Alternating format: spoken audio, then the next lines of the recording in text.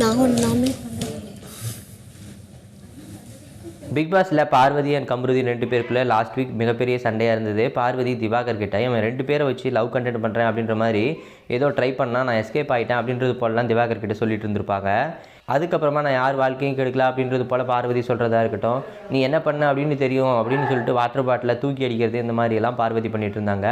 இந்த நிலையில் இப்போ பார்த்தீங்கன்னா பார்வதி அண்ட் கம்ருதீன் 2 பேரும் திக் ஃப்ரெண்ட்ஸாக இருக்காங்க அப்படின்னு சொல்லலாம். மறுபடியும் நேற்று பார்த்தீங்கன்னா உட்காந்து பேசிகிட்டு இருக்காங்க. நீ இனிமேல் வந்துட்டு நம்ம 2 பேர் கேர் ஃபார் ஈச் அதராக இருக்கலாம். இனிமேல் வந்துட்டு உன்னை பற்றி நானும் என்னை பற்றி நீயும் எதுவும் பேசிக்க வேண்டாம். லவ் கண்டென்ட் எதுவும் நீ என்னை வச்சு பண்ணக்கூடாது, என்னை பற்றி நீ திவாகர் கிட்ட எதுவும் சொல்லக்கூடாது அப்படின்றது போல் 2 பேரும் மாறி மாறி சொல்லிட்டு இருக்கிறாங்க. அதுக்கப்புறமா நேற்று கலையரசன் எவிக்ட் ஆகிட்டாரு. அப்போ பார்வதி வந்து டபுள் எவிக்ஷன் அப்படின்னு சொல்லும் போதெல்லாம் எனக்கு ஒரு மாதிரி பயமாயிடுச்சு அப்படின்றது போல் சொல்லிட்டு இருந்தாங்க. அப்போது கம்ருதீன் வந்துட்டு ஒரு மாதிரி சேடாக உட்காந்துட்டு இருந்தார். அப்போது அரோரா கம்ருதீன் என்னாச்சு ஓகே தானே அப்படின்றது போல் கேட்டுட்டு இருந்தாங்க.